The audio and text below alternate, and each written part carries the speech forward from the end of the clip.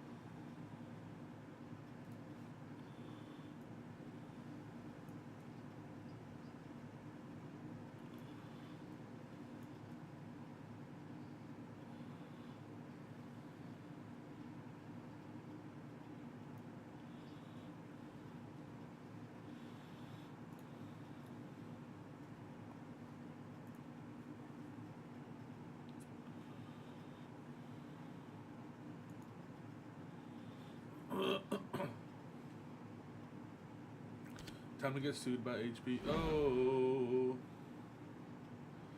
Even though this is fair use.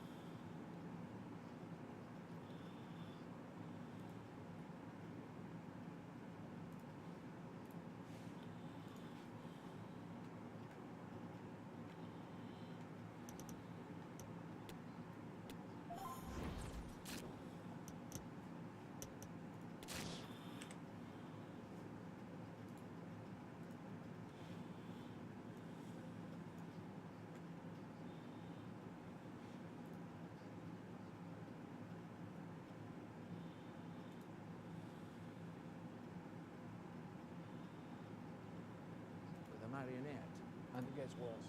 The fungus needs food to live, so it begins to devour its host from within, basically ants flesh with its own, but it doesn't let its victim die, no. It keeps its puppet alive by preventing decomposition. How? Where do we get penicillin from? Fungus. Dr. Sean Heiss, you're in distress. Fungal infection of this kind is Well, just the sort of weather the fans were hoping for this evening. It's absolutely ideal. Temperatures over 94 degrees, and currently there are West no Ham reasons player for Stuart fungal Robson. And what we have on the menu is action from the What if, Division Rivals League. for instance, the world were to get slightly Well, we can talk about... It opens up for Havertz. And the keeper flings Warmer. himself at the ball. well, now there is reason to evolve. Here's One how gene liquid football will begin the game. Petr Cech stands between mutates the posts. Anascomycetia, Presnel Kimpembe Candida, plays with ergot, Diego Carlos cordyceps, in central aspergillus, defence. any Domenico Berardi plays one of with them could Lorenzo become capable Pellegrini of in burrowing central into our midfield. brains And it's and two taking strikers control, up not of front who millions, look to provide the goal-scoring threat. billions of us. Billions. Looks for Punks. Ederson between the posts. Joao Cancelo starts with Ferland Mendy in the fullback positions. Havertz! There it is! A delightful start to this match. Just what they were hoping for. So liquid football get the game moving again. Can they come up with a response here? Domenico Berardi. Pellegrini.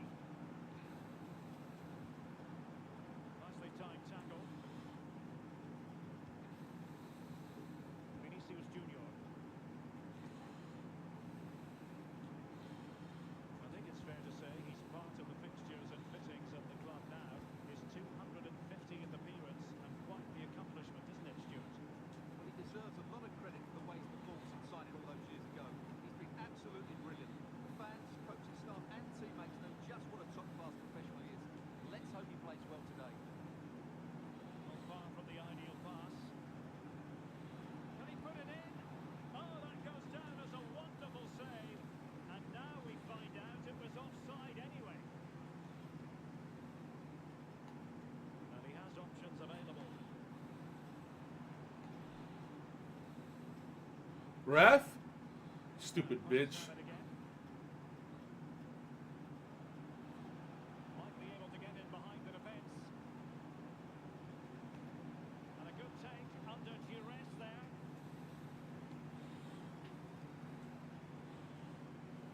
Pellegrini. Pogba has it.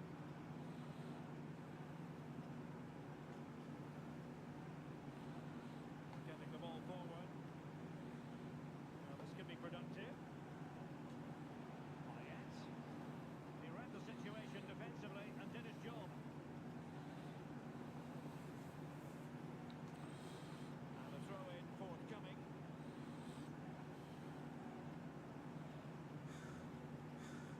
Federico Valverde. And full marks to Zambrotta defensively.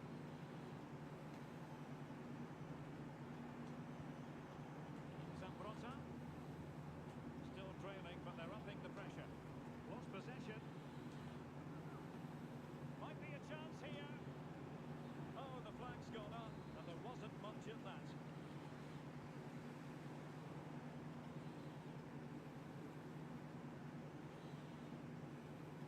Very good interception.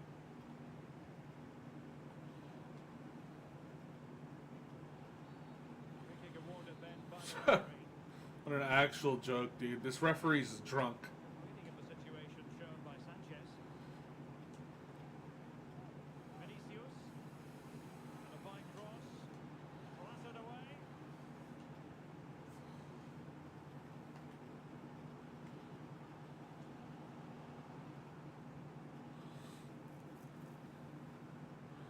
And they look as though they want to make this move count.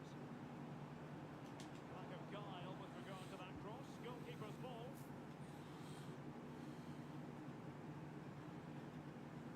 Havertz. Havertz! What a block! And over it comes. Still dangerous. Vinicius. And it's What an gone. absolute joke, dude. Retained and separated by 2. Oh, what an absolute joke. These kids are really good on offense. My defense sometimes is not good enough. So I need to score. I'll be more productive on offense.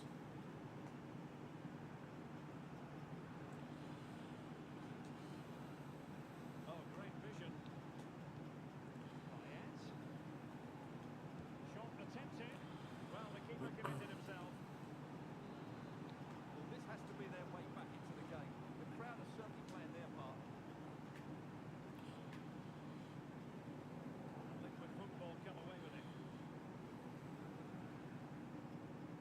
Well, as the stats tell you, Liquid Football has certainly enjoyed more of the ball so far, but most of their passing has been in deeper areas. Unless they start getting it into their front players with better quality, they'll struggle to turn this one around.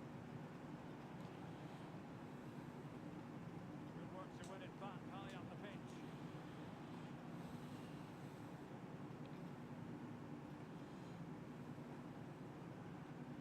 Verde. He's lost it. Vinicius Junior. Well, unfortunately, he couldn't keep the shot down.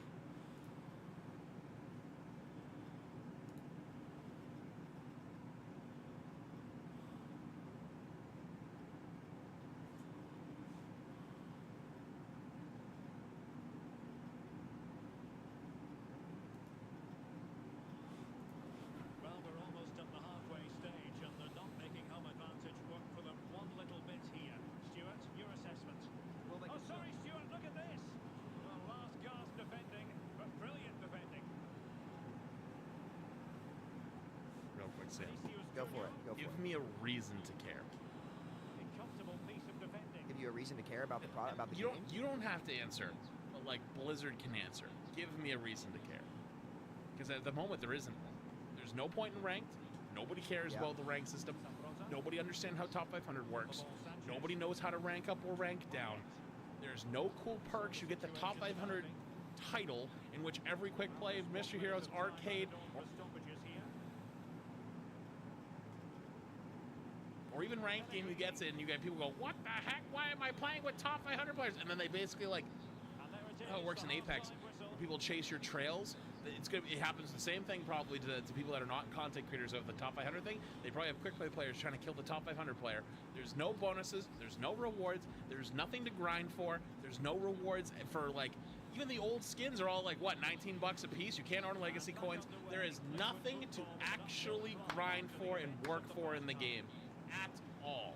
Zero. And that's why it feels soulless. Across the That's what I would board. say. A good take. So That's there what I is agree. not a reason to care. There's not a thing to work towards. You know what I'm working towards right now, Sam? I'll be honest with you. Domenico I'm Bernardi. working towards getting the Mystery Heroes title for 500 Mystery Heroes wins. That's what I've got on my agenda. Once that's gone, like, what? I don't even have anything to do, like, at that point. We're already top 500.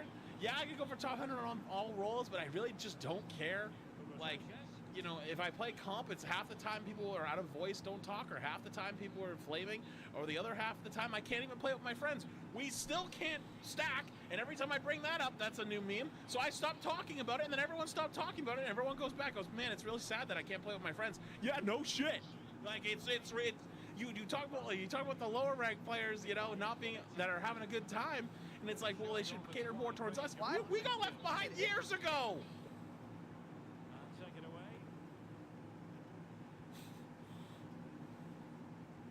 A terrific pass. Well, it looked like it might lead to something very positive indeed, but a useful interception. Oh, lovely weighted ball. They might be in. He's gone and found What an absolute joke of a goal, dude. I'm so done with this game already, dude. I just started, and I'm already fucking done with it, dude. Holy shit. On January 21st, 2016, 7 years ago to this very day, Liverpool bid £24.6 million for Alex Teixeira. It was Jurgen Klopp's first transfer window at Anfield, 3 months after replacing Brendan Rodgers, and he wanted to make Teixeira his first marquee signing. Following 6 years at Shakhtar Donetsk, Teixeira was sought after by several Champions League clubs, not least since he had already scored 22 goals in only 15 league games midway through the 2015-16 season for Shakhtar from attacking midfield. Chelsea, in particular, had made no secret of their interest, but Teixeira, a lifelong friend of Philippe Coutinho's, told the press that it would be an honour to wear the Liverpool shirt, adding, "For me, the English Premier League is the best league in the world. I believe in myself, and I feel that would be the best move for my career. Liverpool are a huge club. I want to be there. I can only hope." End quote. Even Shakhtar's own boss, Mircea Lucescu, seemed to be pretty resigned to losing Teixeira to Liverpool, telling the press, "I don't want to keep a player against his desire. He wants to play in a big championship." As far as most people were concerned then, Teixeira's January destination was already a foregone conclusion. But Shakhtar rejected Liverpool's bid, having received a much larger one, not from Chelsea, who did have a bit of a habit of doing that sort of thing, but from Jiangsu Suning, a club who had finished 9th in the Chinese Super League the previous season, playing under another name. Jiangsu Suning paid €15 million for Teixeira, outbidding Liverpool by €18 million and handing the Brazilian a contract twice the size of anything that he was likely to get at Anfield. It was the third time in just 10 days that the Chinese Super League's record transfer fee had been broken, following the arrivals of Ramirez and Jackson Martinez, and the second time that it had been broken by the newly owned Jiangsu Suning, taking the league's total spending for the winter transfer window up to €388 million, the highest of any league in world football. Teixeira wasn't the league's first big-name signing then. From Brazil alone, you already had the likes of Paulinho, Diego Tardelli and Robinho, but his arrival felt the most significant. Up to that point, the Chinese Super League had seemed like quite a helpful way for European teams to offload high earners for greatly inflated transfer fees. Chelsea were delighted to get £25 million for Ramirez, who was on the verge of turning 30, and Atletico Madrid couldn't quite believe their luck when they turned a profit on Jackson Martinez after he had only scored 3 goals in 22 games for the club since arriving from Portugal.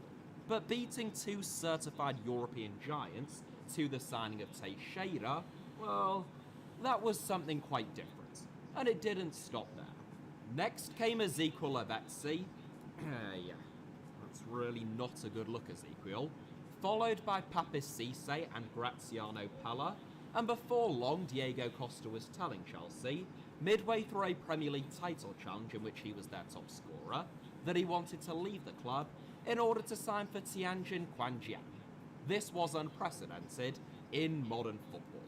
Chinese Super League clubs weren't just signing aging has-beens in their late 30s, they were challenging Europe's elite for signings and even snatching players from them.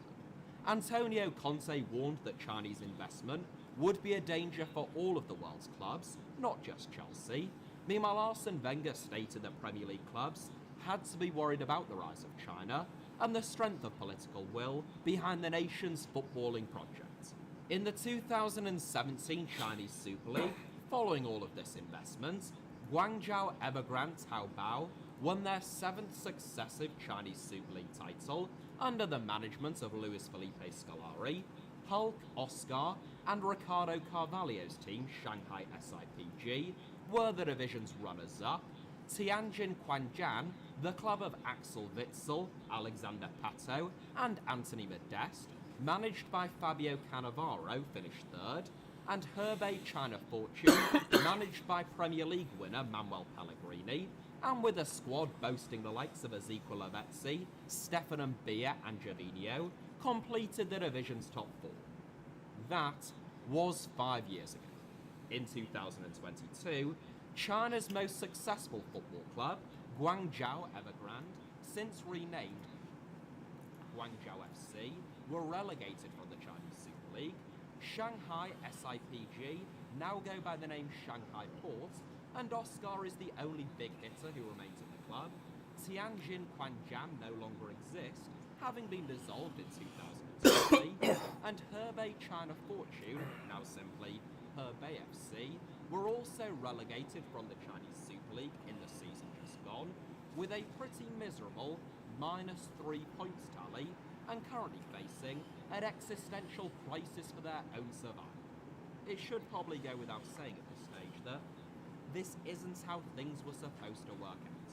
In March 2021, I made a video entitled "What on Earth is Going On in the Chinese Super League?" following an exodus of some of the league's star players and the first seeds leading up to the collapse of the Chinese Super League looking to have been set. Almost 2 years on, with some of the dust starting to settle, but other chaos only just beginning, I wanted to return to China. Not literally, of course, they have an extremely strict zero COVID policy, and HITC don't give me anything like that kind of budget, but to the subject of China, Chinese football, and the Chinese Super League, focusing partly on Jiangsu Suning, who both won their first Chinese Super League title and were dissolved in 2020, in one of the most remarkable collapses in world football in recent years, but also on the rise and fall more broadly of China's ambitious football project. So sit back, relax, and join me on a journey to Beijing via Northampton and Shanghai via Southampton, as we take a look at the rise, fall, and the downright strangeness of the Chinese Super League, and almost all of the league's biggest and richest clubs. And no, before anyone say it, this wasn't my longest ever introduction, that is still the Suriname video, I tried. To understand the downfall of the Chinese Super League and China's rapid divestment from football, we must first understand why such massive investment was made in the first place, and there isn't just one reason. Throughout the 2000s, Chinese football, including the Chinese Super League, was plagued by bribery, betting, corruption, and match.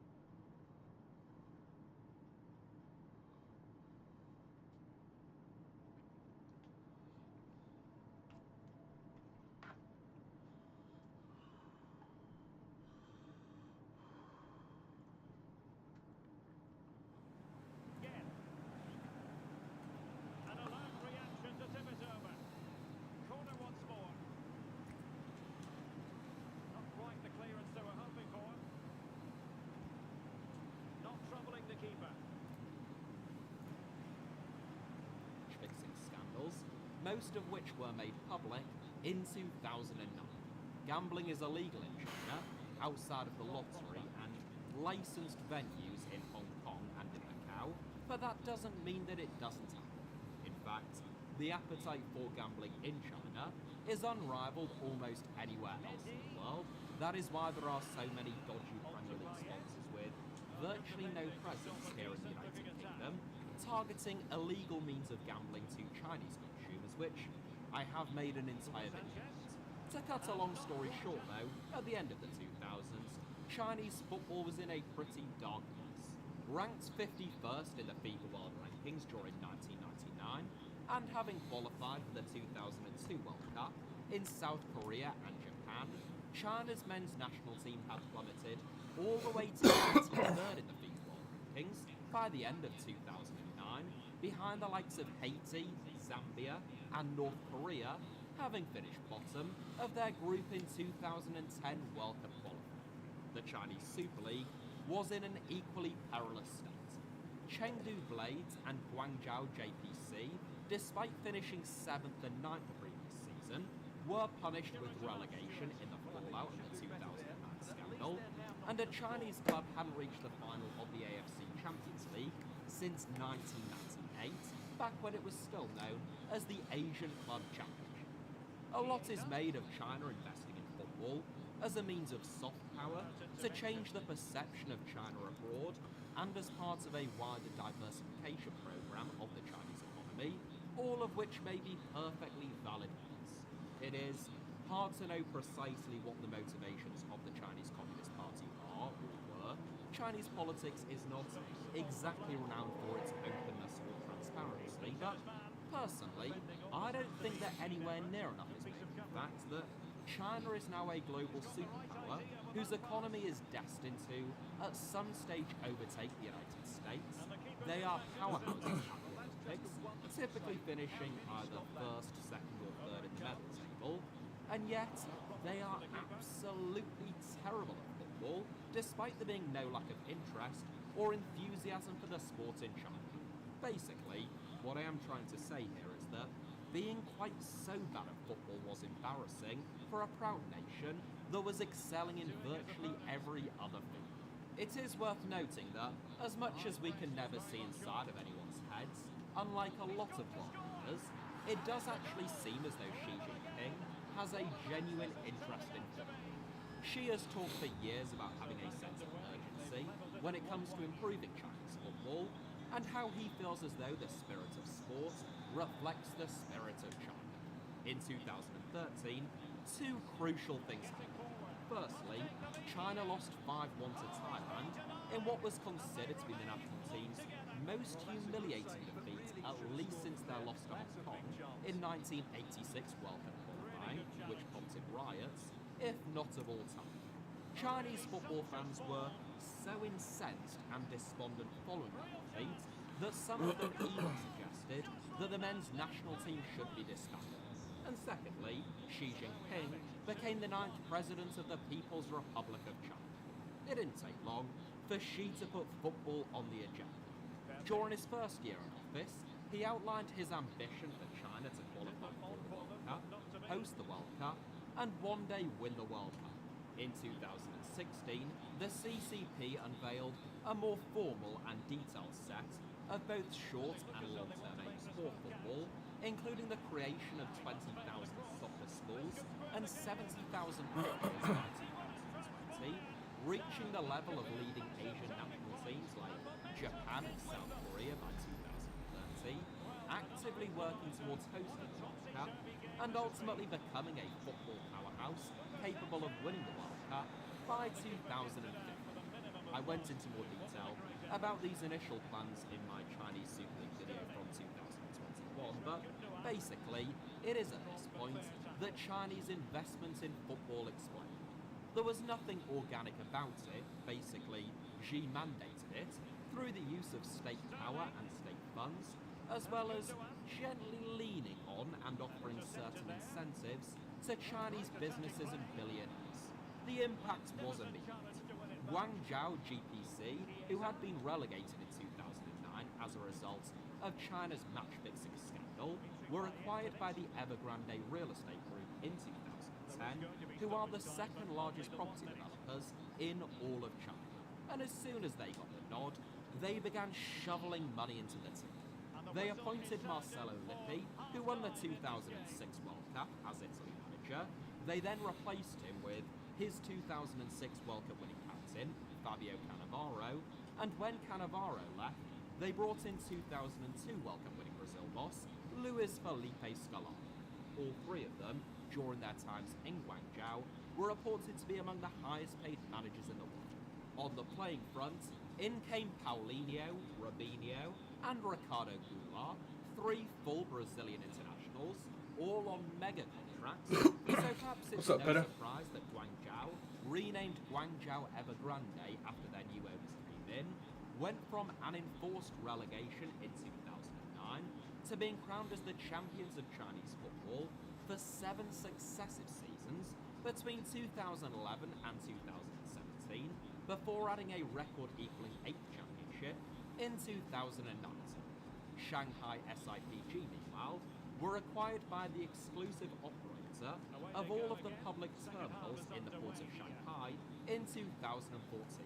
The SIPG in their name, only introduced following their takeover in 2014, stands for Shanghai International Port Group, which means that, technically speaking, their full name, when no longer abbreviated, was actually Shanghai International Port Group, which I hope you will agree with me is quite simple.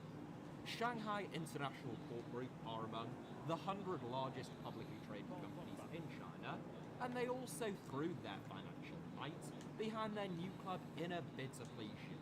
Former England boss Sven-Goran Eriksson was hired, poached from Chinese Super League rivals Guangzhou RNF. Dang, that's pretty clinical of him. Dario Conca, an uncapped Argentine who was relatively unknown outside of South America, the third highest footballer in the world, behind only Cristiano Ronaldo and Lionel Messi, soon joined by the likes of Asamoah Gyan, Ricardo Carvalho, Hulk Oscar, and, much later, Marco Arnautovic, who arrived from West Ham. In 2018, Shanghai SIPG broke Guangzhou Evergrande's run of 7 successive league titles by being crowned as the champions of Chinese football for the first time in their history of the club.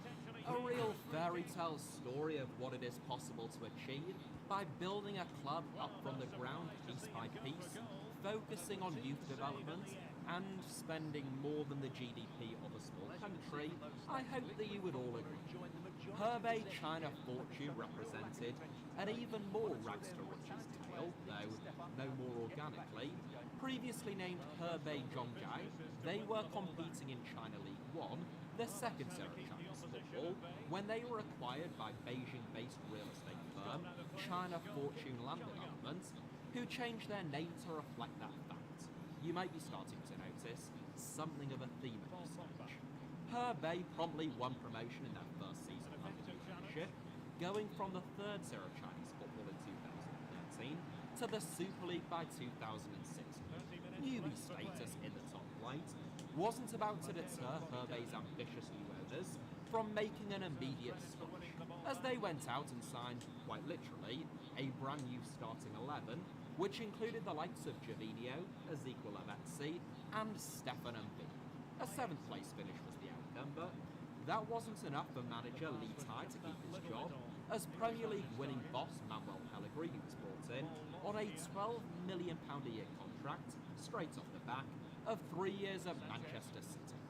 Jiangsu Suning, who we are particularly interested in, were only acquired in December 2015. When you realize you put too much fucking juice in a shot and you want to fucking end yourself in Minecraft. Fuck.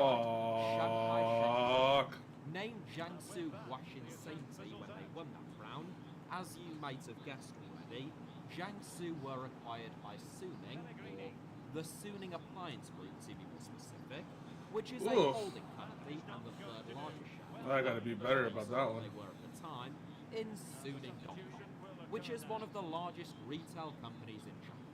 The level of investment in Jiangsu Suning was pretty much unprecedented, even in the brave new world of the Chinese Super League. In Suning Appliance Group's first season as owners, they splashed out in excess of 100 million euros in transfer fees, and a great deal more than that. I can win this game, dude. 2 goals, dude. Also Super bringing doable. in an entirely new starting 11, featuring Australian international Trent Sainsbury, former Manchester City striker Joe, and most notably Ramirez from Chelsea, and Alex Teixeira, who had been wanted by both Liverpool and Chelsea for that record-breaking 50 million euro fee.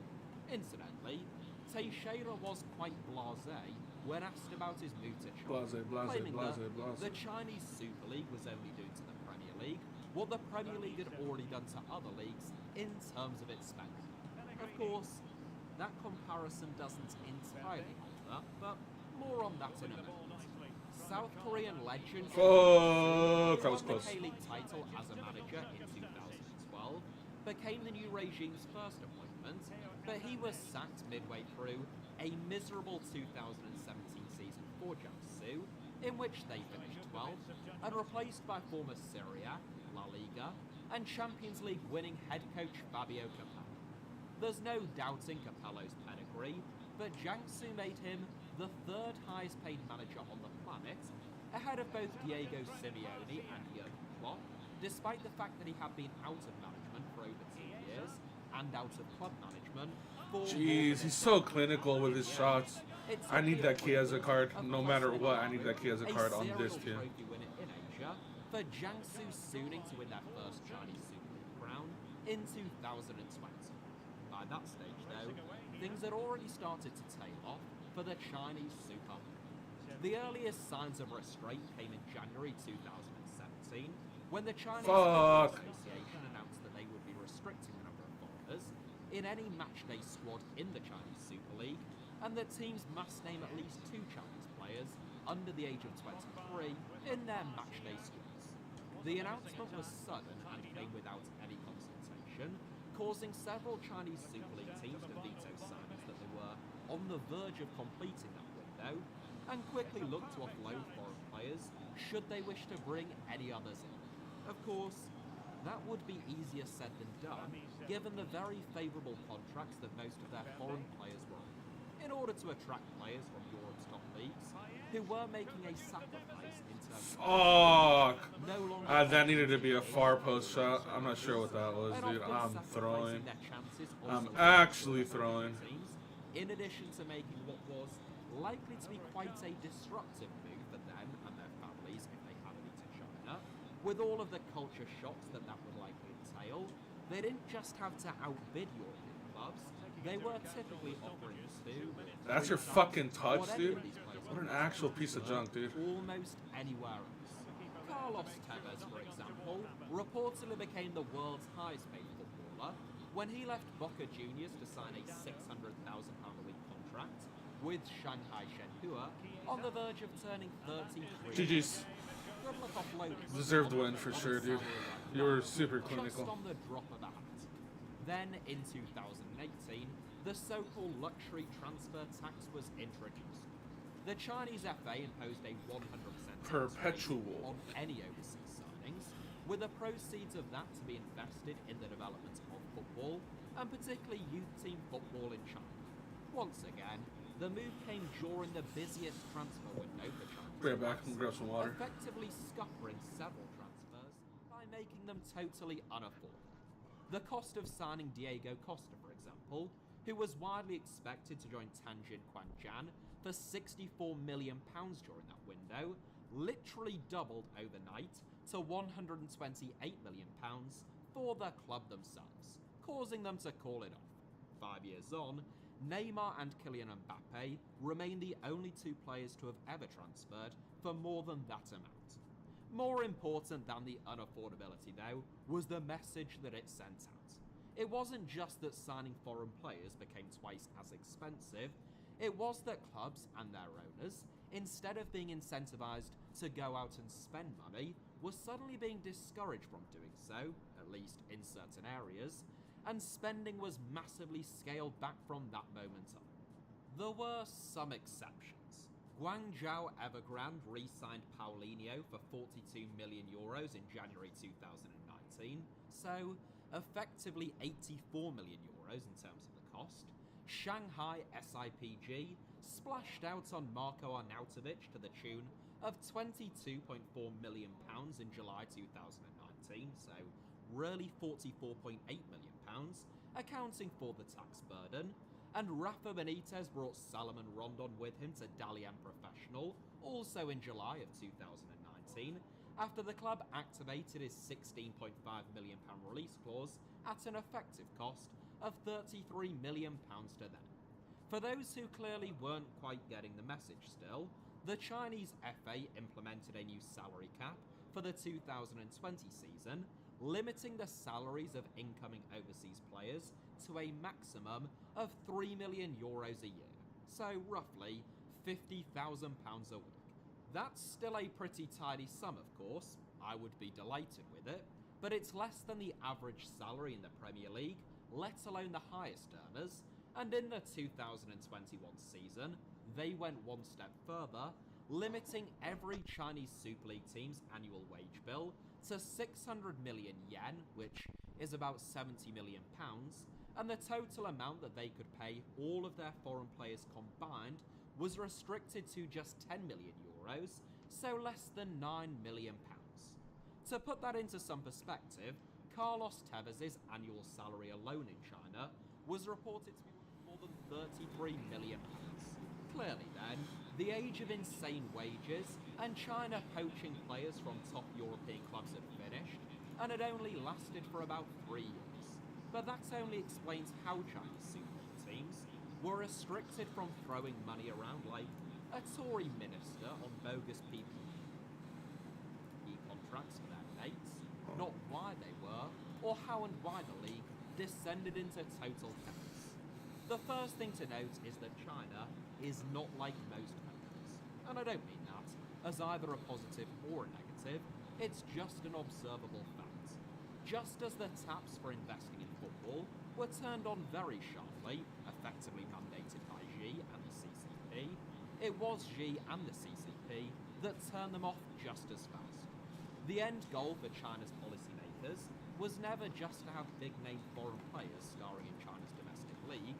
That was just seen as one tool for reaching their end goal, which was to establish proper youth infrastructure, a widespread football culture, and to have really competitive men's and women's national teams. The idea was that these big-name players, by virtue of being talented, would raise the standard of the Chinese Super League and domestic players would learn from them, and develop faster as a result of training and playing alongside them. Meanwhile, their high profile and the excitement around their arrivals would raise the profile of the Chinese Super League in China. And that was so worth, dude. I'm so glad I did that. And viewing things. There is enormous appetite for football in China. It's just that most Chinese football fans don't support Chinese clubs. They support European teams, or in increased instances, they hone in on individual players and follow whichever team they happen to be playing for at any given time, or they simply just watch games in the Premier League and in the Champions League because of the standard of football and the entertainment. In the simplest possible terms, it was decided between 2017 and 2020 that the strategy of signing big-name overseas players wasn't having either of those desired effects, or at least not to the kind of extent that would justify the enormous cost. Similarly, at the same time that China was spending a fortune on overseas players, they were also doing their best, on Xi's wishes, to buy up overseas clubs themselves. Within just a couple of years, the likes of Wolves, West Brom, Southampton and Inter Milan were all acquired by Chinese companies or investors, most of whom were plainly only doing so because of orders from above. Even Northampton Town was taken over by a fairly obscure Chinese I fucking played myself, dude. I'm gonna stop. Motivations, their exodus, almost en masse, in an equally short period of time, should leave no one in any doubt. The theory was that by taking over clubs in established football leagues, China would gain insight into how football clubs were run in countries with established footballing infrastructure, leagues, and national teams, which they could then implement back out, as well as creating greater fluidity between the Chinese football ecosystem and that of the rest of the world. Once again, the project was scrapped, quite simply, because the powers that be in China determined that it wasn't proving to be a useful or worthwhile one, and that the opportunity cost just wasn't justified.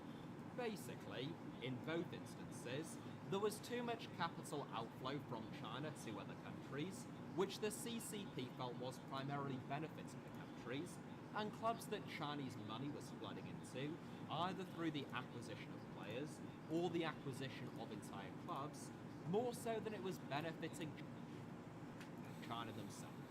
And in 2017, sports clubs were actually added to the list of sectors that Chinese companies would be restricted from investing in overseas, hence the mass exodus, club sales, and the halt in purchases since then. At the same time as Chinese authorities were starting to come to the realization that maybe they ought to rethink their football strategy, China also entered into a pretty severe economic crisis starting in 2020. It would take an entire video of a similar length to this one to explain it all, but in the simplest possible terms, this downturn was largely the result of a real estate bubble, regulatory action, and a liquidity crisis at some of China's largest companies. It was compounded by turmoil in the banking sector, particularly at regional banks in provincial cities and regions, which included a mass freezing of bank accounts, lots of panic, and widespread protests. Then you throw in China's strict zero-COVID strategy, which has had inevitable significant economic ramifications, and has also led to some of the most widespread and notable protests in China's modern history, combined with concerns around China's aging population, soon to be overtaken in total numbers by India, and the lack of working-age population to deal with surging demand, largely as a result of the former one-child policy, and there has been what you might describe as a slight hiccup for an economy which has experienced the most remarkable growth in modern history since 1978, if not of all time. Now, you might be thinking at this stage, what has any of this got to do with football? A question that is quite commonly asked when people watch this channel. But China is an authoritarian single-party state in which nothing is truly free of state control. State-owned companies account for over 60% of China's market capitalization and more than 40% of the country's GDP. And that is ignoring the fact that, in reality, all Chinese companies are state-controlled to a great degree, if not outright state. Chinese investment in football, at home and abroad, was state-mandated. That's why it was so immediate. And now that the view on investment in football has changed, other priorities have overtaken it, and the economic realities have shifted. What's up? So too is your the number, direction your of Zelle, government. your phone number right Yeah. now? Even if this $15. wasn't Hey, come on, money, my cell's messed up. the I'm sector gonna that have most to invested you. Okay. in Chinese football 619-381-2671. the same sector that caused the crisis and was hardest hit between 2020 and 2022. The Evergrande Group, who owned China's most successful football club, formerly known as Guangzhou Evergrande, who were relegated from the Chinese Super League in 2022, is literally the company that started China's real estate crisis when it was discovered that they had hundreds of billions of dollars of debt. As of 2022, the company still has liabilities in excess of $300 billion US. Hugh Kai-yan, the chairman of the Evergrande Group, saw his estimated net worth fall from $45.3 billion in 2017, making him the wealthiest person in China, to $3.1 billion in 2022, ranked 44th in China and falling as he struggles to keep hold of his crumbling property development empire. You can see why, even if it wasn't being mandated from above, which it was, Hugh Kai-yan and Evergrande's focus might be elsewhere than football these days. Similarly, Suning.com was among the most high-profile Chinese companies to be hit with a liquidity crisis in 2021, requiring a $500 million cash injection from a state fund in exchange for 5.59% of their shares to avoid collapsing in June 2021. Founder Zhang Jindong, had his shares in Suning frozen by a Beijing court the following month, and further private and state investment reduced Suning Appliance Group's shares in Suning.com from 10.68% to just 1.39%. Some of you may recall that, fresh off the back of winning their first Serie A title in more than a decade, Inter Milan had a fire sale in the summer of 2021, losing their manager Antonio Conte and selling the likes of Matteo Politano, Achraf Hakimi and Romelu Lukaku in a desperate bid to raise funds. Well, that is because Inter are owned, or majority owned at least, by the crisis-ridden Suning Holdings Group, who are currently looking to sell the club. Meanwhile, Jiangsu Suning, owned by Suning Appliance Group, weren't even fortunate enough to get a fire sale. Instead, just 3 months after winning their first Chinese Super League title, the club was totally dissolved. In terms of the state of play now, of the former big hitters, only Shanghai SIPG, now simply Shanghai Port, remain remotely competitive. The Shanghai International Port Group, it would seem, have emerged from China's economic downturn relatively unscathed. If you're wondering why almost all of the names have also changed, by the way, that was just part of the same initiative by the Chinese FA, where they introduced those strict salary caps to try and decorporatize Chinese football and give football clubs more authentic sounding names by banning corporate and company owners or sponsors from inserting their branding into the names of clubs, mirroring a similar policy that is mandated by the DFB in Germany. The justification of it is quite sound, but, of course, it only further disincentivized companies from investing in football clubs. The last remaining big names in the Chinese Super League, basically Marouane Fellaini and Oscar, should now be on less than £50,000 a week, unless there is some funny accounting going on somewhere. Ultimately, the Chinese Super League has gone the same way as every other ambitious, disruptive, and free-spending football league outside of Europe that preceded it, whether that be the North American Soccer League in the mid to late 1970s, or the El Dorado era. A racist is when you are attributing a bad characteristic to an entire population based on the notion that some members of that population are doing bad things. Yeah, there's a jump between, it's also possible that record label owners as a group have a kind of culture that F's over artists, doesn't treat artists fairly, and it's also possible that there's a high representation of Jews in the group of people that own record labels, but it's that small but a very big leap that people take from the group that own record labels to all Jews. For sure, and I think that one of the other issues also is that anti-Semitism is fascinating because it breaks down into so many different parts. Meaning that if you look at sort of different types of anti-Semitism, if you're a racist against black people, it's typically because you're racist based on the color of their skin. If you're racist against the Jews, you're anti-Semitic. Then there are actually a few different ways that breaks down. Right? You have anti-Semitism in terms of ethnicity, which is like Nazi-esque anti-Semitism. You have Jewish parentage, you have a Jewish grandparent. Therefore, your blood is corrupt, and you are inherently going to have bad properties. Then there's sort of old school religious anti-Semitism, which is that the Jews are the killers of Christ, or the Jews are the sons of pigs and monkeys, and therefore Judaism is bad, and therefore Jews are bad. That's sort of, and the way that you get out of that anti-Semitism, historically speaking, is mass conversion, which most anti-Semitism for a couple thousand years actually was not ethnic. It was much more rooted in this sort of stuff, right? If a Jew converted out of the faith, then the anti-Semitism was quote-unquote. These guys are falling into the trap. Fuentes and Kanye will absolutely say they're only talking about a group of elite Jews and not Jews who are working class, even just engineers and accountants, etc. This won't be a good argument against what Fuentes and Kanye are saying right now. Well, I mean, if they want to say that, then if it's just an elite group of people, then, I mean, there's elite groups of all sorts of people that will fuck you over, not just Jewish people, right? I don't think that's a good counter. Alleviated. And then there's a sort of bizarre anti-Semitism that's political anti-Semitism, and that is members of a group that I don't like are disproportionately Jewish, therefore all Jews are members of this group or are predominantly represented in this group. So you'll see Nazis saying the communists are Jews. You'll see communists saying the Nazis are Jews. or you'll see communists saying that the capitalists, rather, are Jews.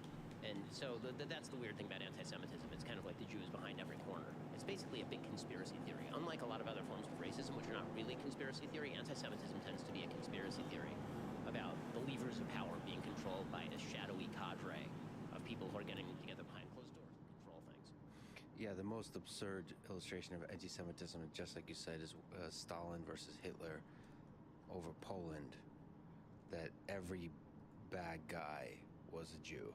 Right. It was like, so every enemy, there's a lot of different enemy groups, intellectuals, political, and so on, military, and behind any movement that is considered the enemy for the Nazis and any movement that's considered the enemy for the Soviet army are the Jews. What does the fact that Hitler took power teach you about human nature? When you look back at the history of the 20th century, what do you learn from that time? I mean, there are a bunch of lessons to Hitler taking power. The first thing I think people ought to recognize about Hitler taking power is that the power had been centralized in the government before Hitler took it.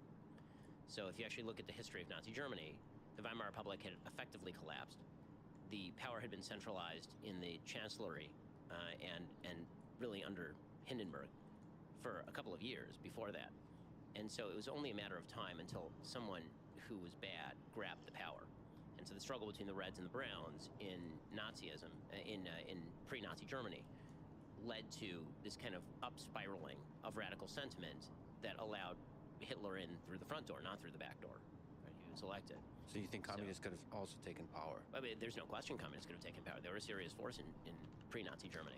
Do you think there was an underlying current that would have led to an atrocity if the communists had taken power? Wouldn't have been quite the same atrocity, but obviously the communists in Soviet Russia at exactly this time were committing the Holodomor. Yeah. Right. So it was there were very few good guys in terms of good parties. The moderate. Okay. I feel like Ben Shapiro is super ideologically driven to this answer. It feels like he's like, classical liberalism always good, collectivism always bad. Hitler equals bad, so Hitler must have gotten there via collectivism. I don't like this argument that, like, well, because they were such a collectivist government and they socialized everything and there was so much centralized power that, like, Hitler, that's the reason why he came. Anybody could have done it. My understanding is that when Hitler took power, it wasn't until a few months later that the Enabling Act actually passed, which is what actually allowed them to say fuck everything from Parliament, right? Hitler, I think, came in on, it was in January of 33, and the Enabling Act was in March. And I think that passing that act was the huge thing that allowed him to say fuck everything from Parliament, that enabled him to I guess, like, move through and everything. I guess, like, the reason why I don't like his take as much, I mean, I'm sure there maybe leading up to that, maybe there was some kind of, like, centralization of power, but this is an interesting thing that Pisco posed to me that's true. There are quasi-democratic ways that you can get to a fascist regime, and I think it's important to recognize that.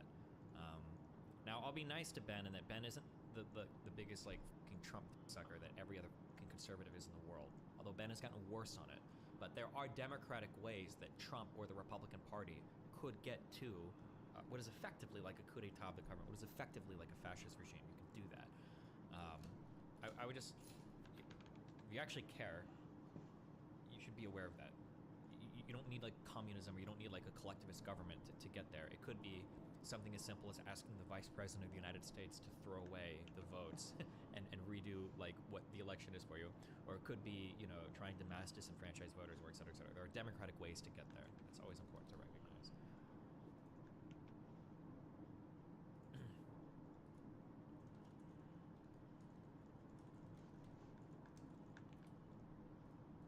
Parties were being dragged by the radicals into alliance with them to prevent the worst case scenario from the other guy, right? So if you look at, I'm sort of fascinated by the history of this period, because it really does speak to how does a democracy break down. I mean, the 20s Weimar Republic was a very liberal democracy. How does a liberal democracy break down into complete fascism and then into genocide? And there's a character who, you know, was very prominent in the history of that time, named Franz von Papen, who was actually the second to last chancellor of the Republic before Hitler. So he was the chancellor, and then he handed over to Schleicher, and then Schleicher ended up collapsing, and that ended up handing power over to Hitler. It was Papen who had stumped for Hitler to become chancellor. Papen was a Catholic Democrat. He didn't like Hitler.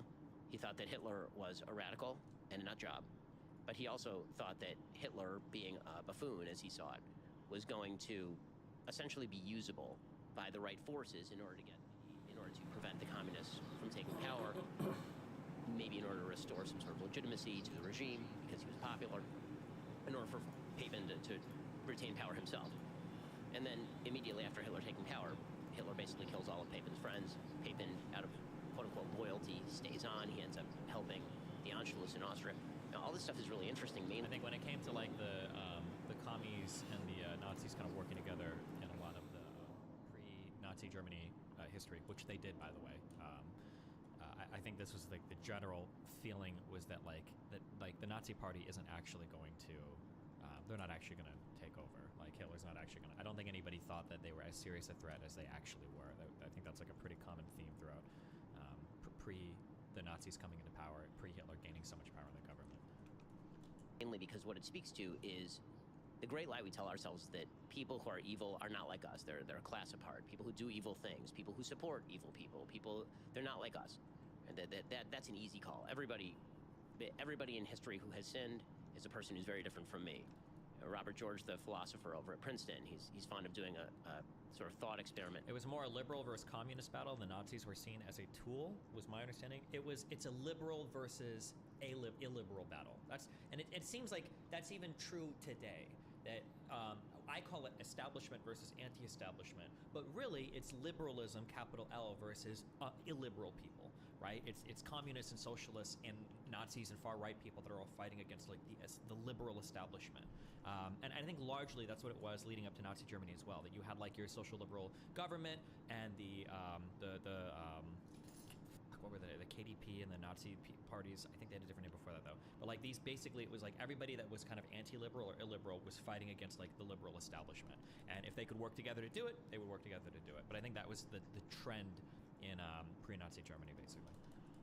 And I think you kind of see that even today.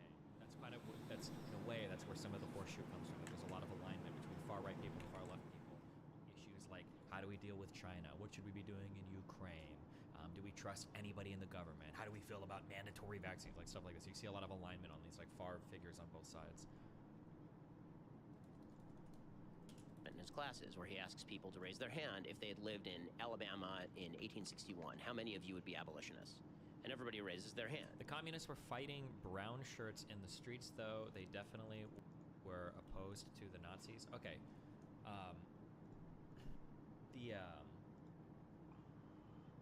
People keep giving this example of that every time people talk about Nazi Germany, they always say, it's not true that the Nazis and the communists worked together. The Nazis killed the communists. Everybody says that, okay? But the timeline is important.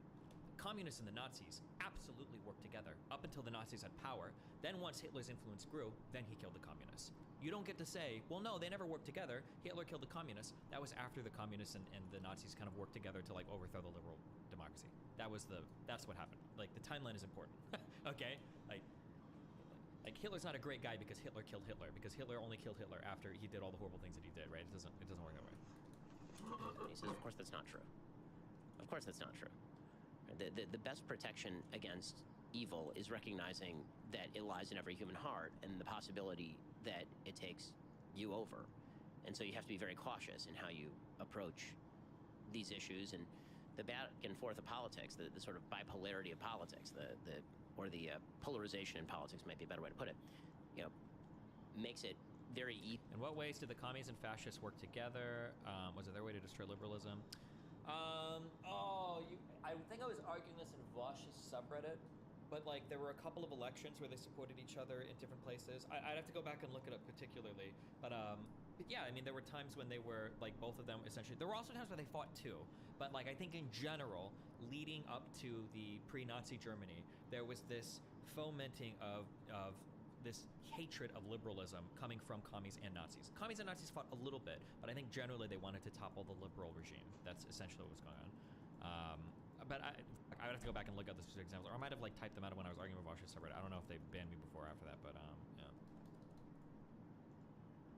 Easy to kind of fall into the rock'em sock'em robots that eventually could theoretically allow.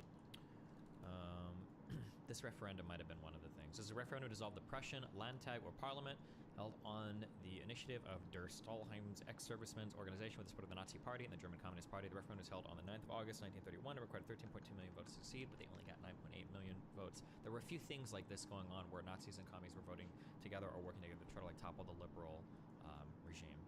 Yeah, and the KPD refused to ever work with the SPD. They never wanted to work with them because they were the enemy. They were liberals. You to support somebody who's truly frightening and hideous in order to stop somebody who you think is more frightening and hideous. And you see this kind of language, by the way, now predominating almost all over the Western world, right? My political enemy is an enemy of democracy. My political enemy is going to end the republic. My political enemy is going to be the person who destroys the country we live in. And so that person has to be stopped by any means necessary. And that's dangerous stuff. So the communists had to be stopped in Nazi Germany, and so they're the devil, and so any useful buffoon, as long as they're effective against the communists, would do. Do you ever wonder, because the people that are participating in evil may not understand that they're doing evil, do you ever sit back, you know, in the quiet of your own mind and think, am I participating in evil? I mean, so my business partner and I, one of our favorite memes is from... There's a British comedy show, the name escapes me, of these two guys who are members of the SS, and they're dressed in the SS uniforms and the black uniforms, the skulls on them, and they're saying to each other, one says to the other guy, you notice like the British, the symbol is something nice, and it's like an eagle, but it's a skull and crossbones. You see the Americans, you see their blue uniforms, they're very nice and pretty awesome, jet black. Are we the baddies? And that's it. Yeah, it's Michelin Webb is the sketch. And the truth is, we look back at the Nazis and we say, well, of course they were the baddies. They wore black uniforms, they had jackboots, and they had this and that. And of course they were the bad guys.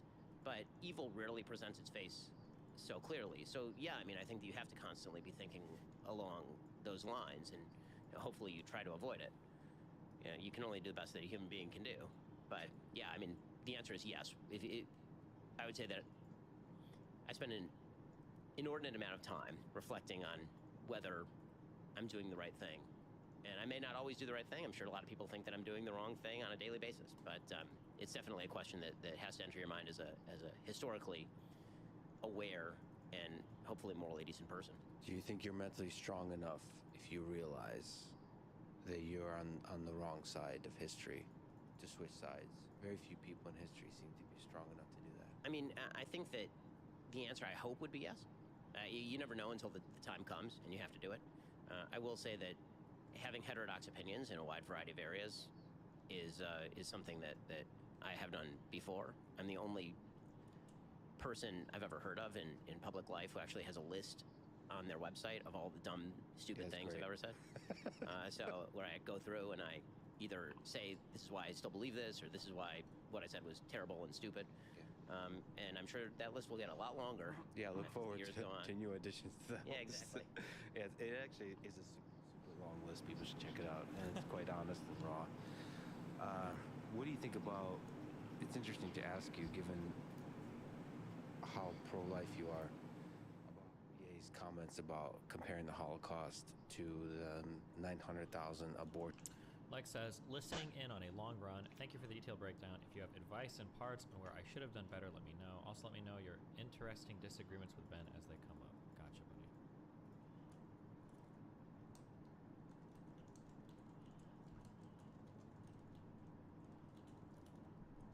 Abortions in the United States a year. So, I'll take this from two angles. As a pro-life person, I actually didn't find it offensive, because if you believe, as I do, that... Wait, I just missed the last one. Ye's comments. What do you think about? It's interesting to ask you, given how pro-life you are, about Ye's comments about comparing the Holocaust to the 900,000 abortions in the United States a year. So, I'll take this from two angles. As a pro-life person, I actually didn't find it offensive, Because if you believe, as I do, that unborn and preborn lives deserve protection, then the slaughter of just under 1 million of them every year for the last almost 50 years is a historic tragedy on par with a Holocaust. From the outside perspective, I get why people would say there's a difference in how people view the preborn as to how people view, say, a 7-year-old who's being killed in the Holocaust. Like the visceral power and evil of the Nazis shoving full-grown human beings and small children into gas chambers can't be compared to a person who, even from a pro-life perspective, may not fully understand.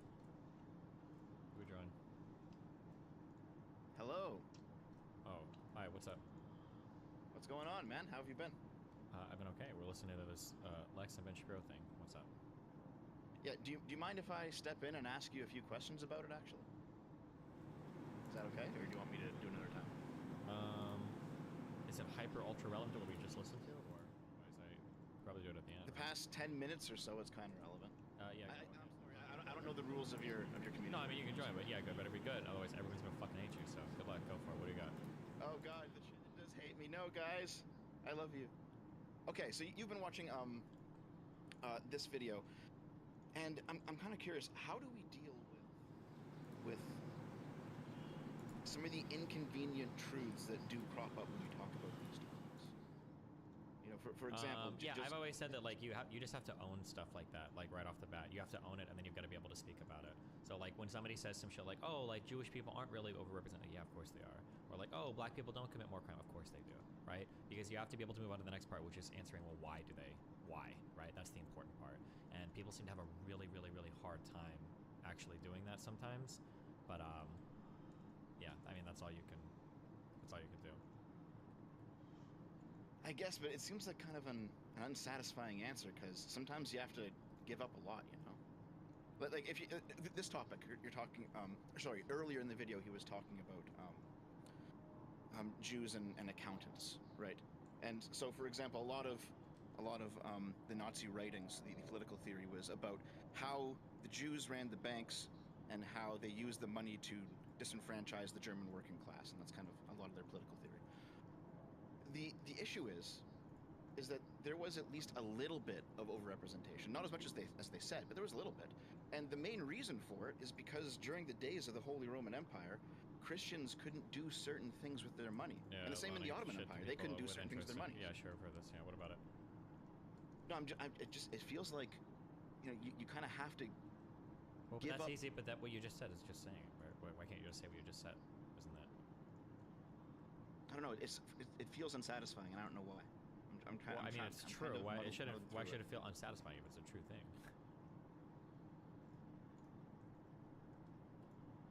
I feel like if you're in the middle of a debate, it might put you on the wrong foot.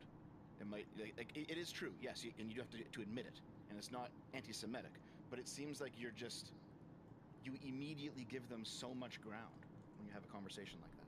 I mean, it's not just because, I mean, there's a million different ways you can go. I mean, one is you can ask, well, why is somebody overrepresented in an area? Like, that's a valid question to ask. But a second thing is, even if somebody is overrepresented, does that, like, mean you should Holocaust them? Well, no, obviously not. Yeah, so not, I mean, like, right? there's a ton of different ways you can go with that argument. You don't have to, yeah, it doesn't, it's not like, oh, God, like, Jews were overrepresented in banking, I lose. They're right. Like, we should have Holocausted them all, right? Like, there's still tons of ways you can go in that conversation, I think. But if you refuse to acknowledge like things that are factually true, then nobody's going to believe anything you have to say, because now it's just going to look like you're just being a partisan hack, and no one's going to take you seriously. Yeah, I suppose that's true. You just have to own it. Okay. All right. Yep. Sorry, man. See ya. And the consequences of their own decisions, or from a pro-choice perspective, fully understands the consequences, but just doesn't think that that person is a person.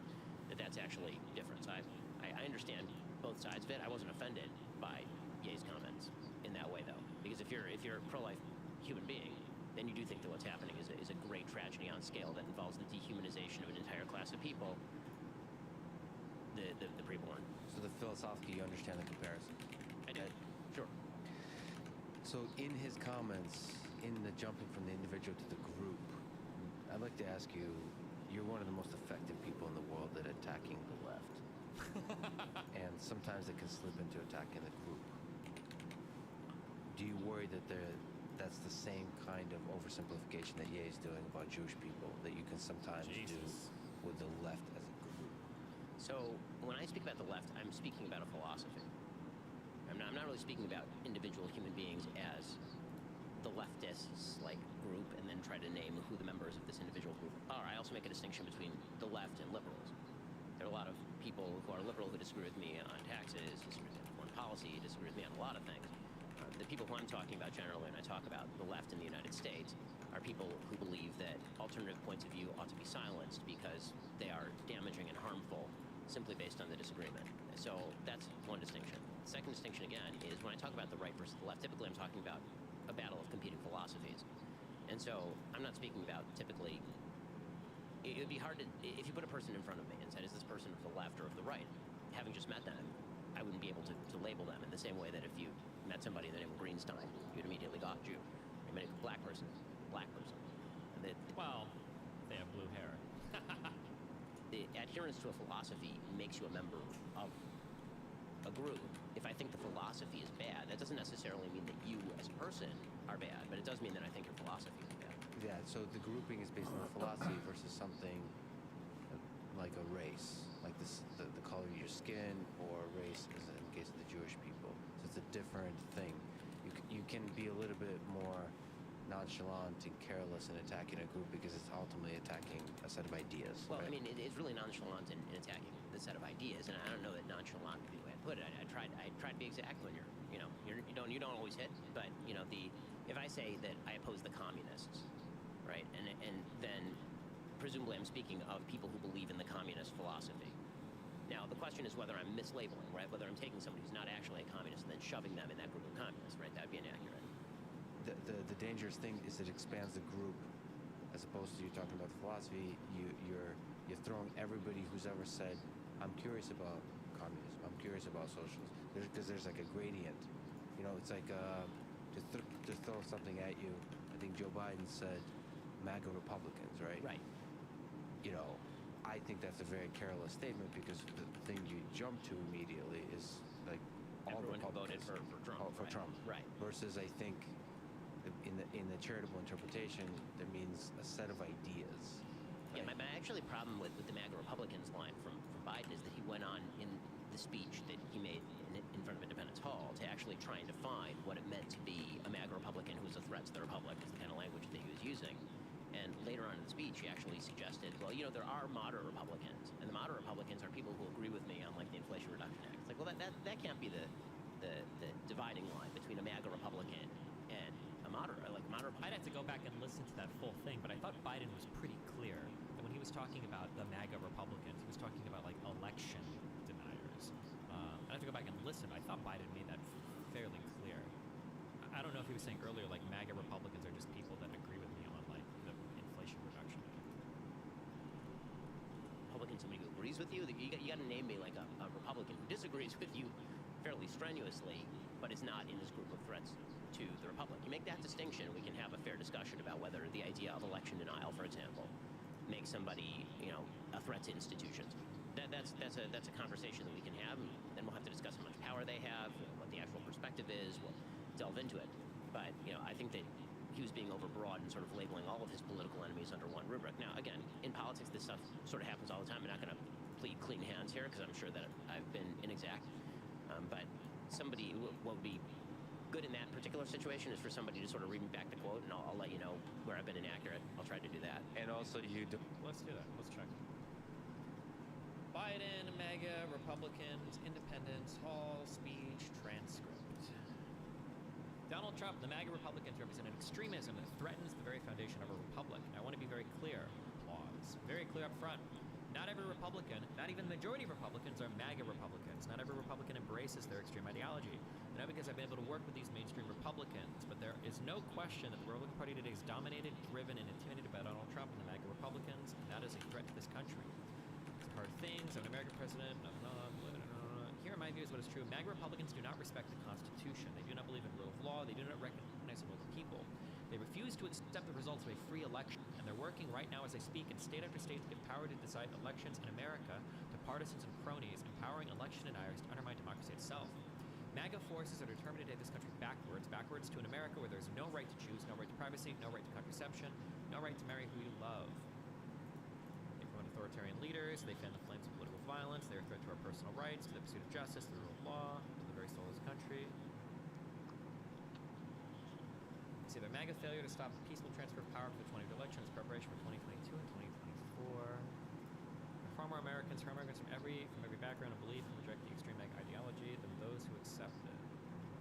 Republicans embrace anger. They thrive on chaos. Democracy cannot survive when one side believes there are only two outcomes to an election: either they win or they were cheated. Don't shy away from humor and occasional trolling and mockery and all that kind of stuff for the fun, for the chaos, and all that kind of stuff. I mean, you know, I try not to do trollery for trollery's sake, but, you know, if the show's not entertaining and not fun, people aren't going to listen. And so, you know, if you can't have fun with politics, the truth about politics is we all take it very seriously because it has some serious ramifications. Politics is Veep, it is not House of Cards. The general rule of politics is that everyone is a moron unless proven otherwise, that virtually everything is done out of stupidity rather than malice, and that if you actually watch politics as a comedy, you'll have a lot more fun. And so the difficulty for me is I take politics seriously, but also I have the ability to sort of flip the switch and suddenly it all becomes incredibly funny.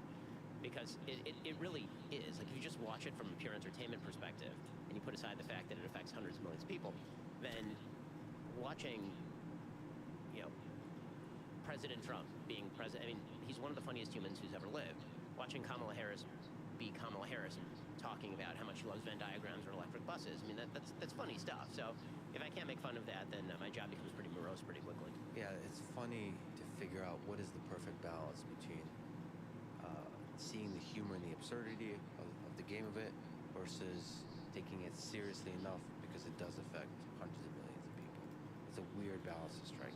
It's like I am afraid with the internet that everything becomes a joke. I totally agree with this.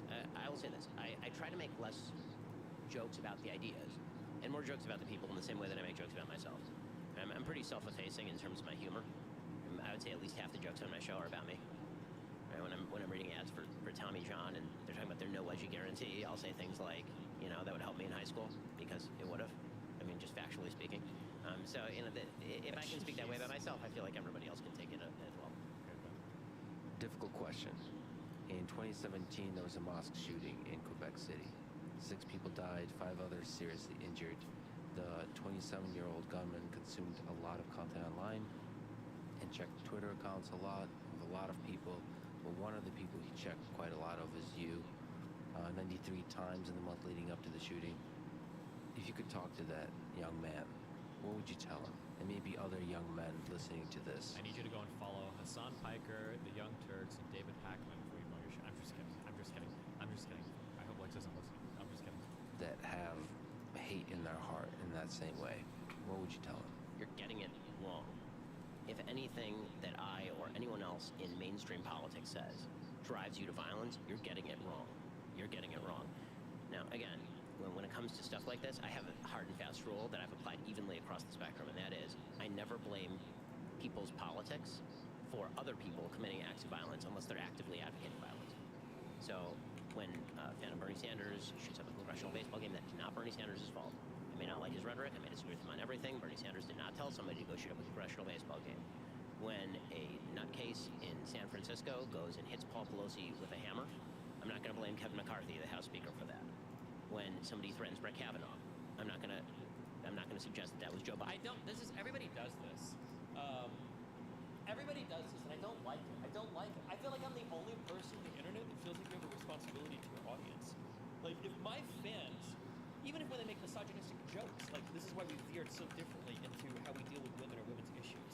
If somebody that was watching me decided to go out and actually kill League of Legends players, I would probably stop making those jokes if that happened, okay? If somebody went and actually did it, they were like, this guy mains Yasuo, and I shot him and I killed him in fucking Destiny, you know, he memes about it all the time. I'd be like, okay, hold on. We're not gonna make those types of jokes anymore, guys. Like, no, but seriously, like, I don't like this, like, oh yeah, I would never blame anybody's violent acts on a political ideology. Bro, a lot of this type of violence is, like, expressly political in nature.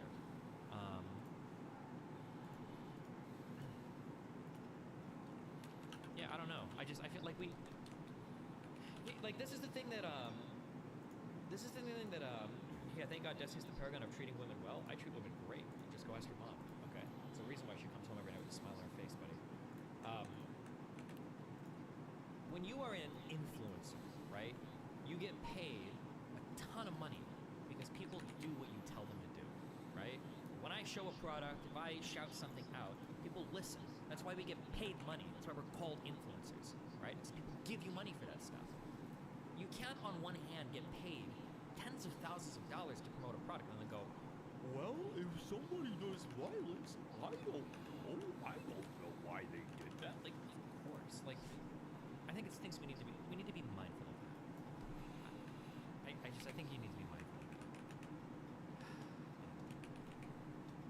You have to admit, though, you probably have a closer ear to your community than most others. Yeah, sure, and I'm not even saying most people have to take, like, my stance on it. Like, I can understand, I don't think you have to do as much. You don't have to be as proactive as I feel a great deal of responsibility for it. I feel a lot.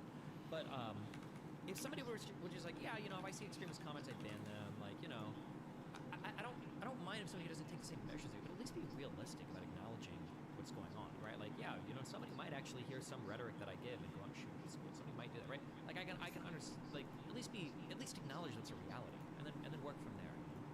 Biden's fault because it's not Joe Biden's fault.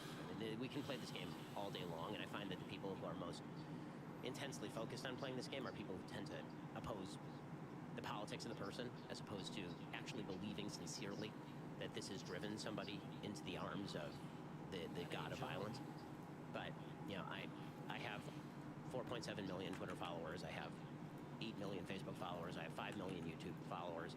I would imagine that some of them are people who are violent. I would imagine that some of them are people who do evil things or want to do evil things.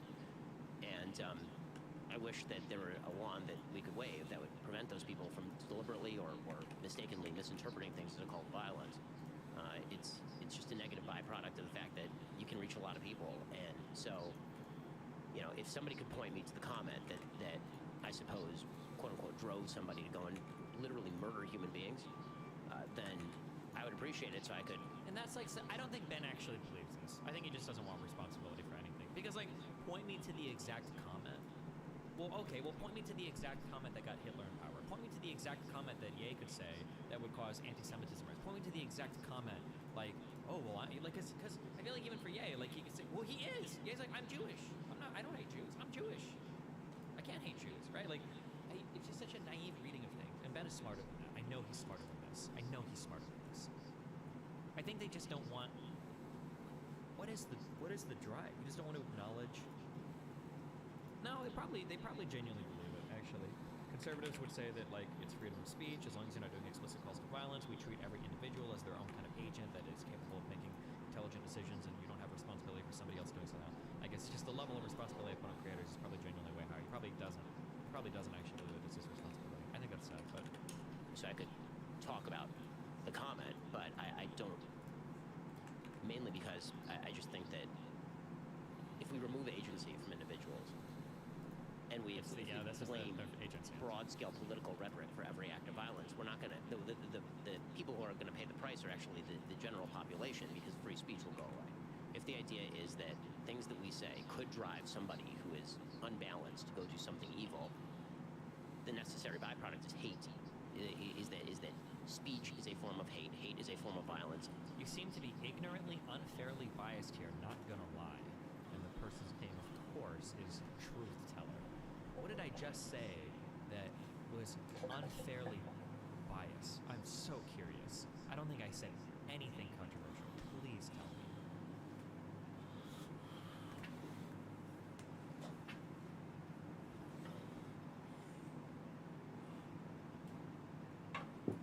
Literally everything. Libra just fucking own. You're right. Absolutely amazing. True. Basic. Facts! That's facts! Thank you. Speech is a form of violence. Speech needs to be curbed. And that, to me, is deeply disturbing. So, definitely that man, that 27-year-old man, is the only one responsible for the evil he did. But what if he and others like him are not nutcases? What if they're people with pain, with anger in their heart? What would you say to them? You are exceptionally influential, and other people like you that speak passionately about ideas What do you think is your opportunity to alleviate the hate in their heart? If we're speaking about people who aren't mentally ill and people who are just misguided, I'd say to him the thing that I said to every other young man in the country: you need to find meaning and purpose in forming connections that I actually. also don't like to blame it on violence on being mentally ill, because like most mentally ill people aren't violent people. The vast majority of mentally ill people are not like mass shooters and shit, right? Like matter in a belief system that actually promotes general prosperity and promotes helping other people. And this is why, the message that I most commonly say to young men is it's time for you to grow up, mature, get a job, get married, have a family, take care of the people around you, become a useful part of your community.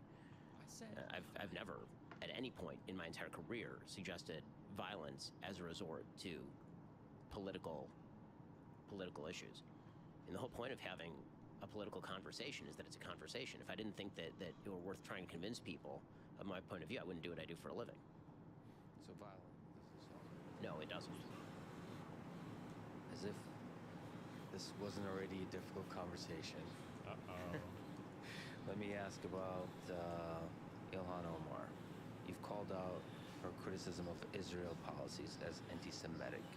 Is there a difference between criticizing a race of people, like the Jews, and criticizing the policies of a nation like Israel? Of course. I criticize the policies of Israel on a fairly regular basis. I would assume from a different angle than Ilhan Omar does. But yeah, I criticize the policies of a wide variety of states. And to take an example, I've criticized Israel's policy in giving control of the Temple Mount to the Islamic bloc, which effectively prevents anybody except for Muslims from praying up there. I've also criticized the Israeli government for their COVID crackdown. Right? They can criticize the policies of any government, but that's not what Ilhan Omar does. Ilhan Omar doesn't actually believe that there should be a state of Israel. She believes that Zionism is racism and that the existence of a Jewish state in Israel is, in and of itself, the great sin. That is a statement she would make about no other people in no other land. She would not say that the French don't deserve a state for the French. She wouldn't say that Somalis wouldn't deserve a state in Somalia. She wouldn't say that Germans don't deserve a state in Germany. She wouldn't say... Wait.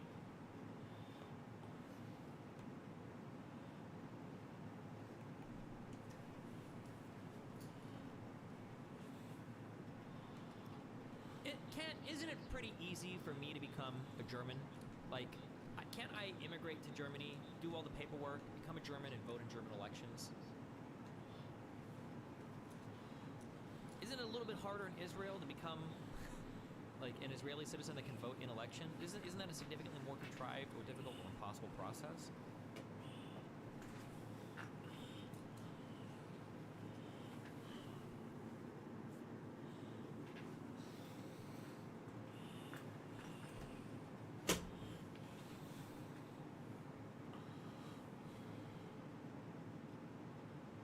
No, it's not that much harder. It's just super easy for Jews. I'm pretty sure it's like... So, my understanding is that, I think Ilhan Omar clearly talked about Israel being essentially an ethnic state. Okay. Okay, let's simplify the Israeli shit as much as possible, okay? And when I say simplify, it's because I don't understand it. Okay, so the problem with Israel is, okay, go back to basically any period in time ever, okay? And Jewish people are being killed all over the world, every single place they go, okay? Everybody wants to kill Jewish people. It's the hip thing to do, gets you the most Twitter followers, makes everybody love you, easy scapegoat for all of your problems in every part of the world, especially if you're Arabic, especially if you're Muslim, okay? Holy shit. Love killing Jews, okay? Kill Jews everywhere. They move around the world trying to figure out places to live, and eventually, post-World War II, they get a little, basically, nation-state carved out for them called Israel. Now, all the Jewish people that were persecuted all over the place all go to Israel, like, okay, cool. We have a country, everything's chill here, people aren't trying to kill us, even though all the countries around them are still trying to kill them, and they get help from other countries that are trying to help those countries kill them. They've got, like, their Six-Day War, all sorts of shit. Everybody wants to kill Israel, okay? But they've got their own country, now they're chill, they get to vote, they get to have their shit, and everything's cool. Now, there's complicated issues with Palestinians in the Gaza Strip, the West Bank, and these other areas that have Palestinian land. But the big issue with Israel, when people are talking, when people are talking to, when people are talking about like a one-state solution, for instance, right? People say, if you're a citizen in Israel, we should combine all the Arabs, combine all the Jewish people, and let them all vote. The worry that Jewish people have is that, like, okay, well, hold on. If we do a one-state solution and all these Arabic people are allowed to vote, we kind of sort of have this country so that we can get away from all of the other people trying to kill us. The worry is that if we give up our country to Arabic people or Muslims and they're now voting, that they might start voting for the same policies that we essentially escaped from every other country, right? I think that's the general fear of Jewish people in Israel. That's why they feel like they want to have their own land that is really an ethno-state, essentially, because that ethnicity is a property they've been hunted for around the world. So I don't like to I don't like the comparison of Israel to like Germany or France, because I think the fears of the German people, the fears of the French people, and the fears of the Jewish people are quite a bit different historically. I don't know if those can all just be compared one-to-one to each other. Yeah, but I understand there's more complicated shit around Destiny. You're making the ethno-state for me, but not for the argument. Am I allowed to have a conversation where you're a little bit smarter than that? Are you really going to be that fucking stupid? Can you turn your brain on? Like I know you're using 5% right now. Can you turn it up to like 15%?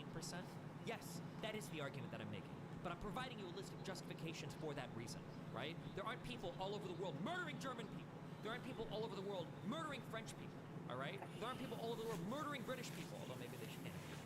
Right? But there were people all over the world killing Jewish people everywhere. Every country they were in, Jewish people were getting murdered in especially across the Middle East, especially across Northern Africa, even across Europe, okay? A lot of people don't know that Germany was not the only anti-Semitic fucking country, okay? Europe, the entire continent of Europe was rife with anti-Semitism prior to Hitler, okay? It didn't just happen in Germany. It didn't just start there, continue there, and then end there. All of Europe was rife with anti-Semitism. And especially across Northern Africa, especially across the Middle East, like Jews have been like pretty in Russia, the Soviet Union too.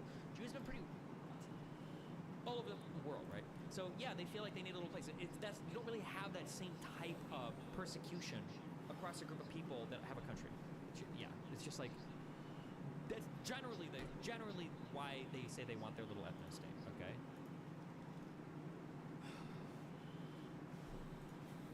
For the 50-plus Islamic states that exist across the world, they don't serve states of their own. It is only the Jewish state that has fallen under her significant.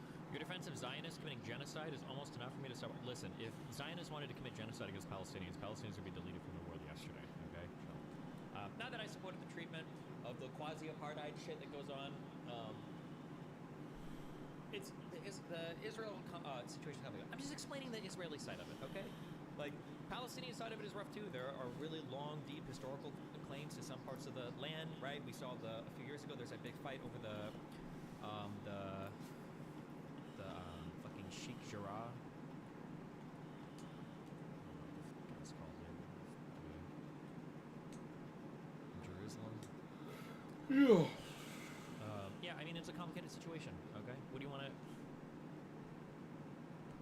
What do you want me to say, okay? Everybody wants to live in the same spot, okay? Significant scrutiny. And she also promulgates lies about one specific state in the form of suggesting, for example, that Israel is an apartheid state, which it's most eminently not, considering the last unity government in Israel included an Arab party. There are Arabs who sit on the Israeli Supreme Court, and all the rest. And then beyond that, obviously, she's... Well, how many Arabs, though? Engaged in some of the same sort of anti-Semitic tropes that you heard from Ye, right? Stuff about it's all about the Benjamins, that American support for Israel is all about the Benjamins. Hypnotize the world. Don't forget that one. She's her own party about this sort of stuff before. Can you empathize with the plight of Palestinian people? Absolutely. I mean, I some of the uglier things that I've ever said in my career are things that I said very early on, 17, 18. About normal people build, but all Arabs do is destroy. I think that's probably a tweet he regrets from like 2010. You know, I started writing a syndicated comment. I was 17. I'm now 38. So virtually all the dumb things, not say virtually all, many of the dumb things, the plurality of the dumb things that I've said came from the ages of, I would say, 17 to maybe 23. And they are rooted, again, in sloppy thinking. I feel terrible for people who have lived under the thumb and currently live under the thumb of Hamas, which is an actual terrorist group, or the Palestinian Authority, which is a corrupt oligarchy that steals money from its people and leaves them in misery, or Islamic Jihad, which is an actual terrorist group. They basically... That was really tricky. That was a cute little trick. Did anyone see the trick? Did anyone see the trick that Ben just played there? That was super cute. Now maybe he'll do it later on here. That was super cute. Lex asks him, can you empathize with any of the Palestinians? And Ben Shapiro's answer is, of course I empathize with the Palestinians. There are some really bad Palestinians that are hurting other Palestinians. Yeah, they live under Hamas. That's horrible, right? That was a cute trick. It's like me saying, like, don't you think, can you empathize a little bit with the black struggle in the United States? It's like, yeah, of course, dude. Being black is hard, especially when you're getting killed by other black people all the time, you know? It's, that was a good, is he wrong? I mean, like, Hamas sucks. I think they win elections, though, in the Gaza Strip. So I mean, I don't know what to say about that, right? But I mean, I'm pretty sure what Lex was looking for here was like, can you empathize with any of the frustrations with the state of Israel? I think that's what Lex was looking for. But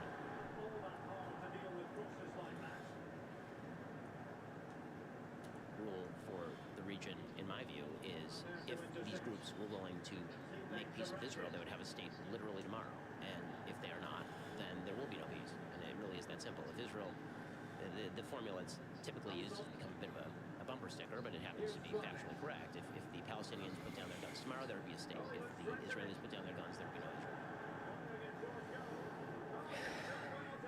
You get attacked a lot on the internet. Oh, yeah. I gotta ask you about your own psychology. How do you not let that break you mentally? And how do you avoid letting that lead to a resentment of the groups that attack you? I mean, there are a few sort of practical things that I've done. So, for example, I would say that 4 years ago, Twitter was all-consuming. Twitter is an ego machine, especially the notifications button, right? The notifications button is just people talking about you all the time, and the normal human tendency is, wow, people talking about me, gotta see what they're saying about me, which is a recipe for insanity. So, my wife actually said, Twitter is making your life miserable, you need to take it off your phone. So Twitter is not on my phone.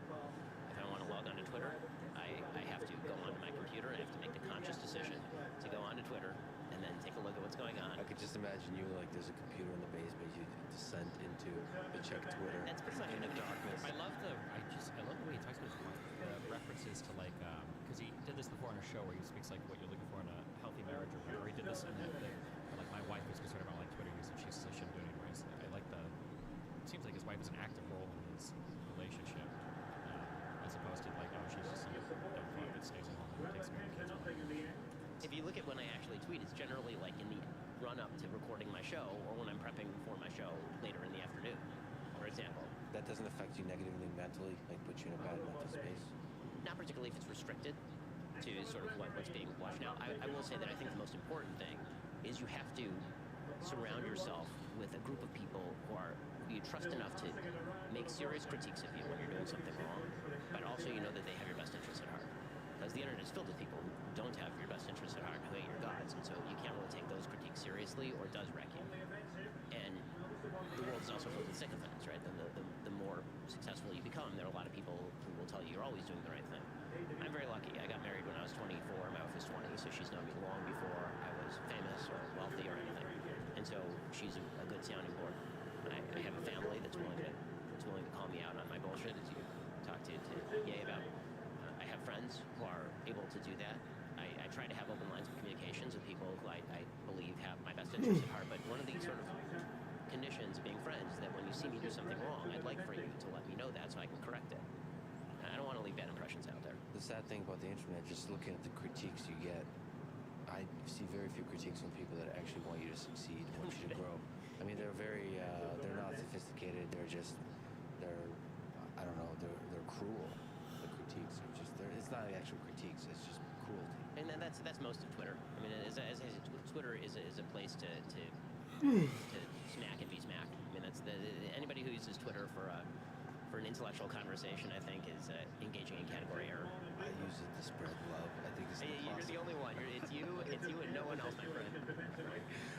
On that topic, what do you think about Elon buying Twitter? What do you like? What are you hopeful on that front? What would you like to see Twitter improve? So, I'm very hopeful about Elon buying Twitter. I mean, I think that Elon is significantly more transparent than what has taken place up till now.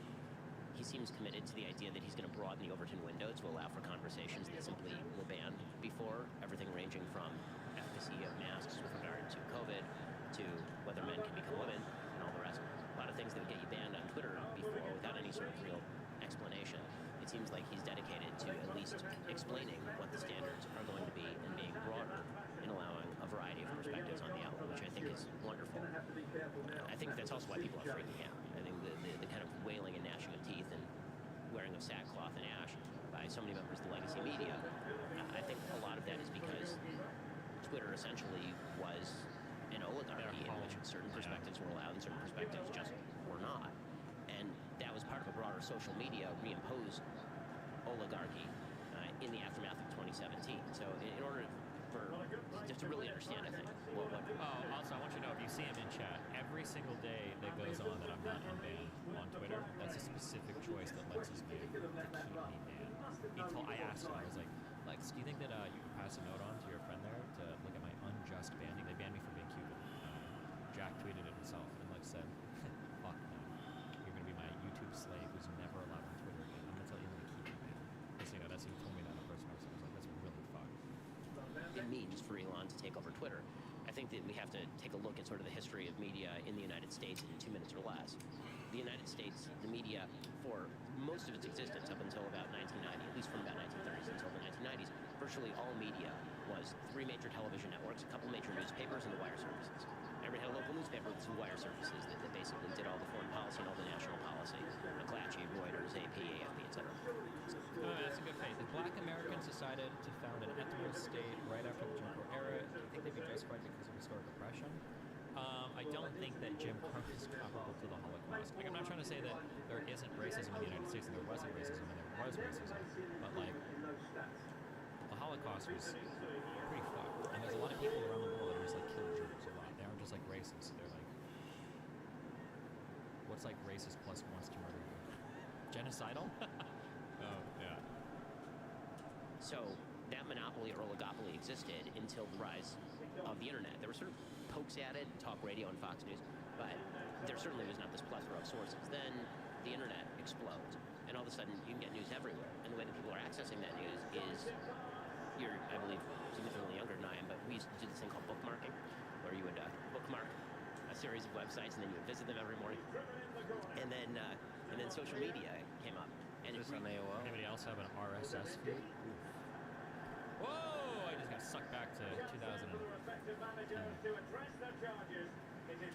Yeah, exactly. You had the dial-up, and it was actually a can connected to a string, and you would actually do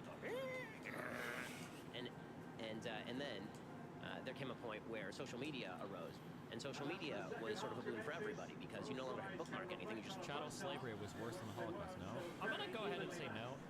Fuck, I don't want to sound like a fucking Mossad agent, but like I'm pretty sure the Holocaust is like probably one of the worst things ever. Is that? Do I sound like a shill if I say that? Like I genuinely do believe the Holocaust is probably like one of the worst things ever. Probably one of the worst things in human history. Not to mention, like, wasn't like chattel slavery kind of like part of the Holocaust? Like, didn't they get thrown in camps and also forced to work? Weren't they working there too? So, like, yeah, I don't know if that's maybe that's like edgy now. Maybe I have to defend that opinion now. But like, I would say that like the systematic extermination of an entire group of people was probably worse than the systematic enslavement of that group of people. Slavery is still really bad, though. I do want to come out strong. I do want to come out strong, okay, against slavery. I'm a huge proponent of not having slavery. But I'm also a huge proponent that the Holocaust is probably worse. I don't usually compare these things.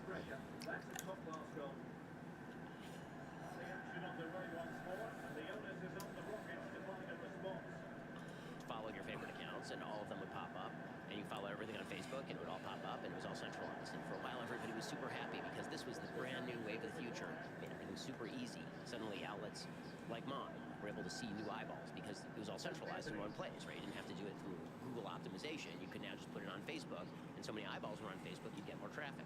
And everybody seemed pretty happy with this arrangement until precisely the moment Donald Trump became president. At that point, then the sort of pre-existing supposition of a lot of the powers that be, which was Democrats are going to continue winning from here on out, so we can sort of use these social media platforms as ways to push our information and still allow for there to be other information out there.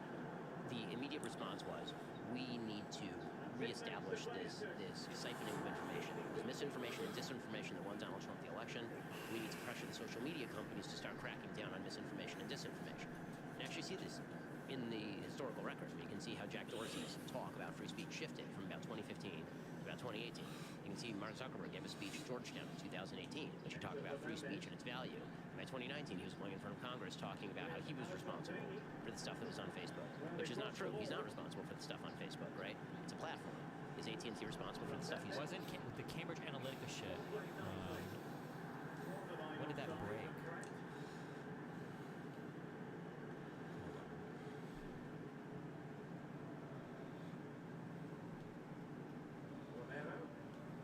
It was in 2018, 2019, yeah. So of course Zuckerberg changed his tune on that. That Cambridge Analytica fucking shook all the social media companies.